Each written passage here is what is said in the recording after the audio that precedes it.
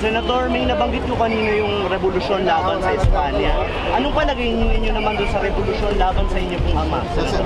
Well, iba naman yun, politika yun. Ito, revolusyon para nga maging malaya ang ating bansa.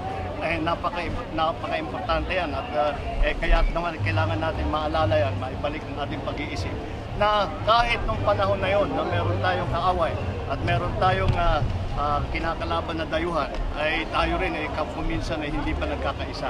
Kaya yan ang tema ng aking naging pagsalita ngayong araw, ang dapat na magkaisa ang ating bansa at hindi tayo aahon sa kahirapan kung hindi tayo magkakaisa at magtutulungan at nagmamahalan bilang Pilipinas. Senator, nabanggit nyo rin po yung mga bayani, pero may mga kritiko po kayo nagsasabi yung ama daw po ninyo ay nagpapatay din po ng mga bayani gaya po ni Ninoy Aquino. Ano po yung opinion po?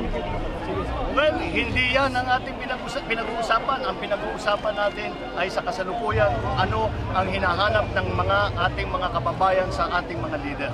At yan ang pagka tinatanong natin sa ating mga kababayan, ito yung aking mga nabanggit na mga issue. Yan ang dapat natin bigyan ng pansin dahil yan ang inaabangan at yan ang inaasahan ng taong bayan sa atin. Sa lahat po ng